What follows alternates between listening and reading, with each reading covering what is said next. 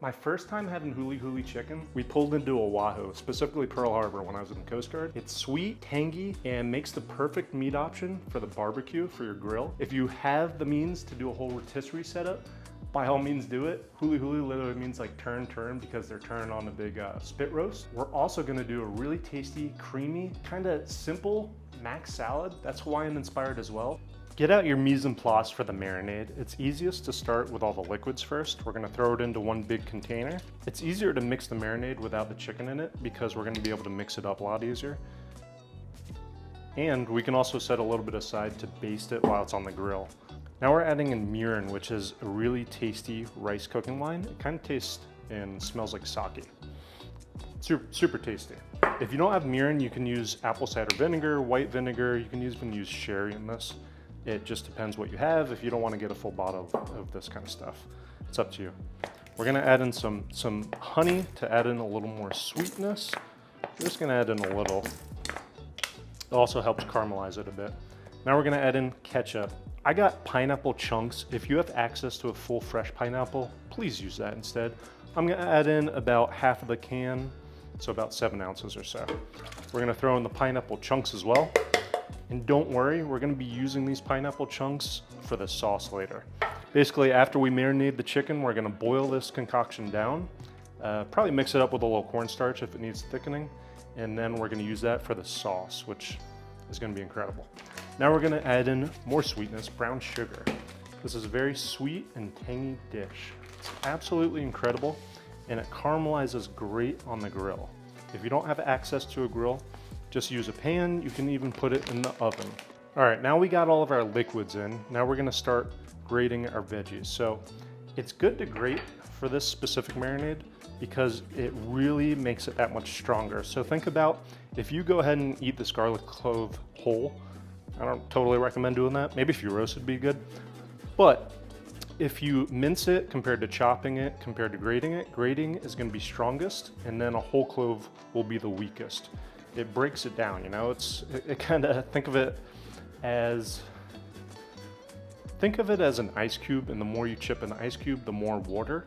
So instead of water coming out, it's gonna be more of the oils and the flavor coming out of the garlic. When you get to the point where you're about to start grating your finger, just throw the chunk in, it doesn't matter, it's a marinade.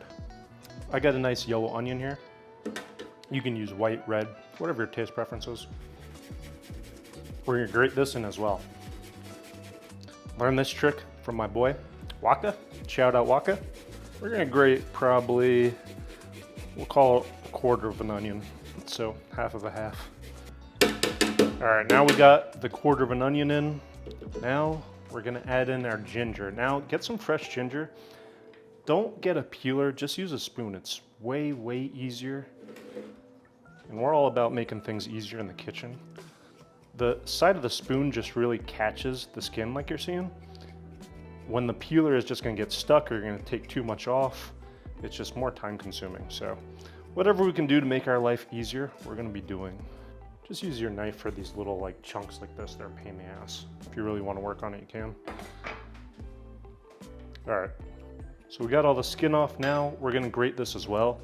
You can mince it, but I wouldn't. Use the grater. It's gonna taste a lot better and a lot juicier for the marinade, which is what this dish is about. Juicy, sweet, and tangy. Now when you grate it, it creates basically like a paste, which really brings out the flavor in droves. Compared to if you just minced it or chopped it, it wouldn't provide the same flavor. Now we're gonna slice up our green onions. You could try to grate these. I wouldn't try to grate them though, but that could be a funny blooper reel. So cut the ends off. Make sure you wash these really good too. Put these aside, you throw them in a veggie stock or whatever. Now we're gonna use about, let's see. So look at the chicken, look at the marinade amount. Let's think about how much we actually wanna use. We'll probably use about 4 of these. And then we'll save the rest of these for a garnish on top. So make nice and even cuts here. Gets into the marinade that much more if you cut it nice and thin. No big deal if you don't. You could technically cut these in like half and throw them in. All right, add them to our marinade, and now it's looking really good. All right, we're gonna add in a little bit of salt too. Now use a whisk to mix it up, Now this is the easy part. Instead of having the chicken in here already, we're able to mix all this up because sometimes the brown sugar, it's gonna get a little clumpy on the bottom, you know, like, let's see even now. Yeah, like even now you can see it's kind of like clumping up on the bottom a little bit. So try to whisk it real good and mix it up nice, because the more we mix it, the more it's gonna saturate into the whole chicken. Before we add our chicken too, we're gonna make sure to set a little bit of this aside so we can baste the chicken while it's on the grill. Because once the chicken goes in here, you cannot use it, don't drink it, don't even put your finger in it until you either boil it out or, yeah, basically before you boil it out. You gotta boil it to the same temperature as chicken, which is 165 degrees Fahrenheit internal. We're gonna set aside some, just enough if you think about it. We're gonna baste this chicken while it's on the grill. So they gave me the weirdest size pieces of chicken for this 1.5 pounds for some reason. I got a giant one, a medium one, and a tiny one. Not thrilled about that, but it's okay, it'll do the trick. You can marinate this minimum 30 minutes. You can marinate it overnight if you'd like. The longer the better. Wash my hands. Now we're gonna make sure the lid is closed securely, and we're gonna place it in the fridge. Hawaiian style mac salad. I'm honestly not usually a big mac salad guy. The key to a good mac salad, you're gonna put the mayo in, your milk, use whatever kind of milk suits your needs. Throw in the sugar, apple cider vinegar. So the key to this, kind of like the marinade where we do our liquids first, we want everything to really seep into the noodles. So get your whisk out, whisk it nice and slow, or you're gonna cover your kitchen in milk and mayo, which I've done before, and it sucks to get out. Now we got our liquids mixed up nicely. You can grate your carrot first. If you've never grated a carrot, it's super easy. So we did about half of this gigantic carrot. That should be plenty. Now we're gonna grate in about 1/4 of an onion. Same thing with the marinade, grating it, because it just, I mean, look at that. It's like a juice, an onion juice basically. It's gonna make it that much creamier and almost add a little spice to it in a way, you know? If you're dropping big chunks in like I am, make sure you take it out. Next, we're gonna grate our garlic cloves. We're just gonna do 2. You could probably do 3. That might be a little too garlicky for you. Next up is our ginger. Now, same thing, peel it first with a spoon, and we're gonna add in about a part of the finger. I don't know what that part of the finger is called. The top phalange part.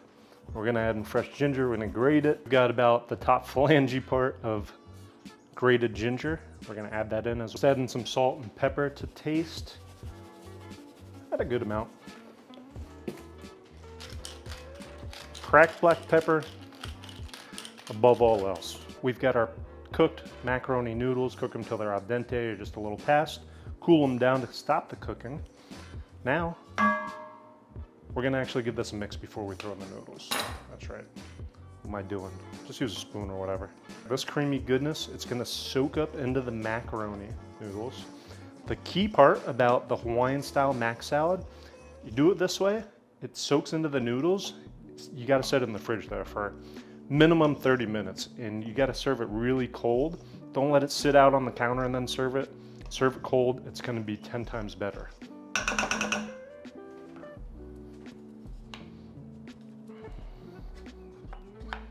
Now we got our macaroni soup. We're gonna cover it up, set it in the fridge. It should absorb in and come out really nice and creamy.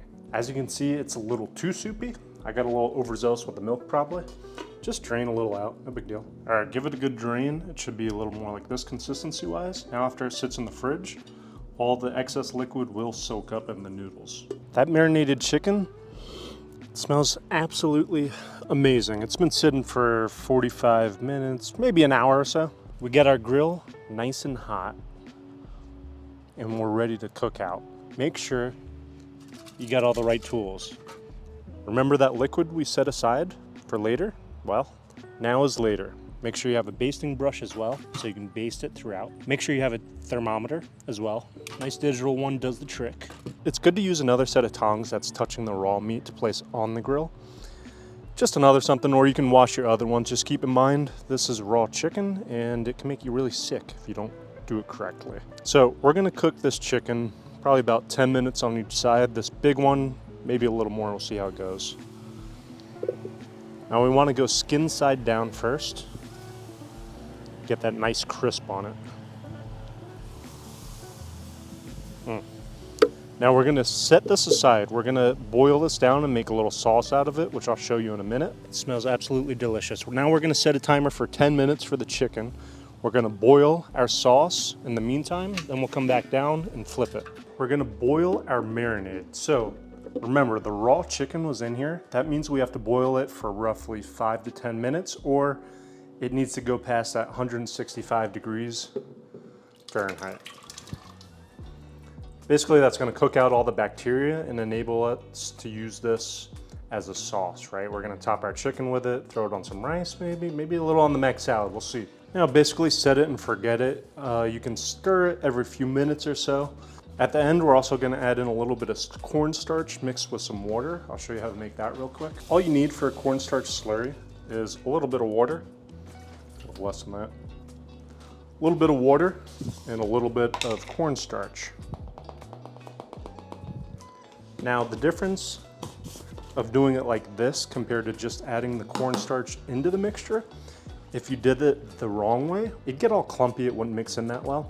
So the water kind of acts as a binder or a mixture solution, and it increases the chance of it mixing in nice and evenly. Just make sure it's nice and mixed up. Basically, the cornstarch kind of dissolves under the water.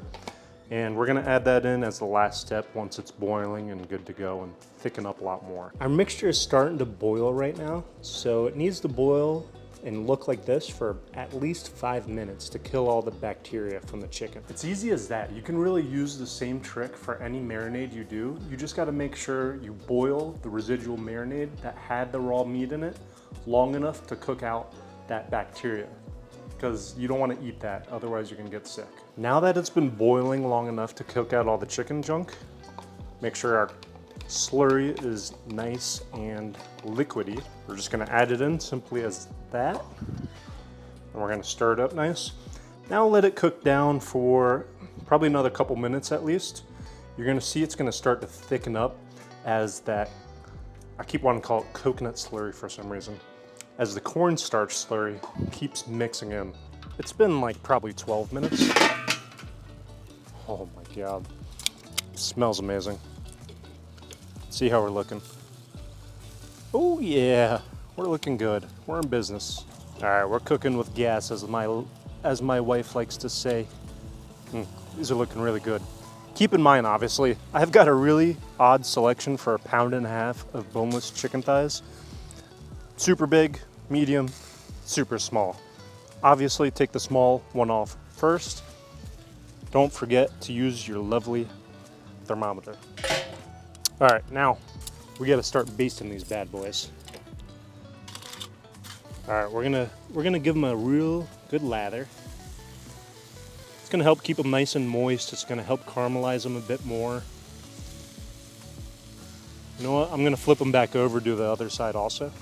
Now keep in mind too, if you don't own a grill, if you don't have access to one, no problem. You can cook this very easily on a stovetop in some oil. You can even bake it, honestly. Now we're gonna set these for probably another 10 minutes or so. We're gonna temp this big guy. It should have caught up to the rest. Let's see. Always temp it in like the meatiest part of it too. All right, so we're looking 159, 160. Cool. So this is honestly perfect to take out.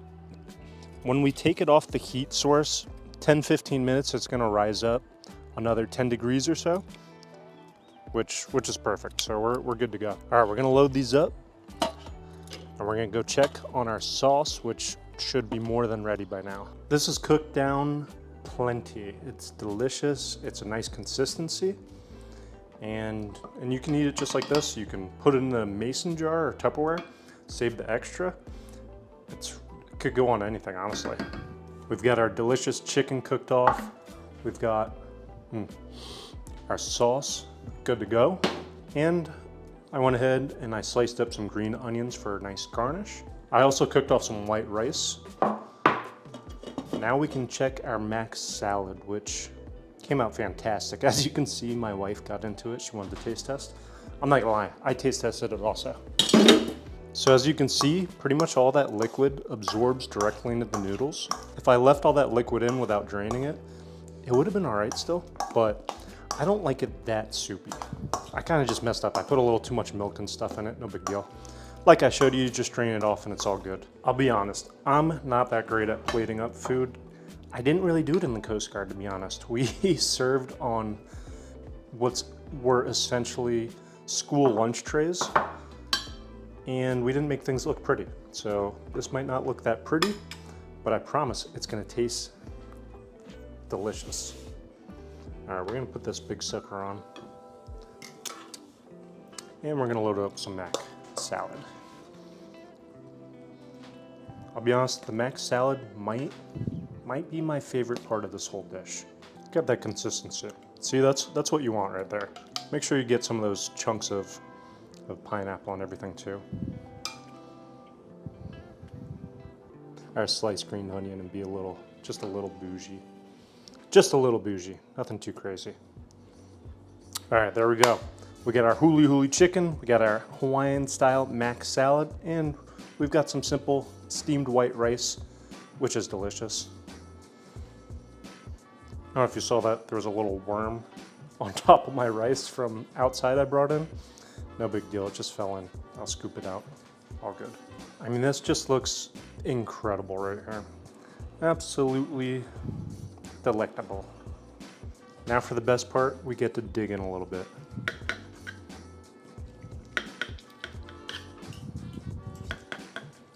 And yeah, I probably cut meat like a Neanderthal, whatever. I'm excited to eat it, okay?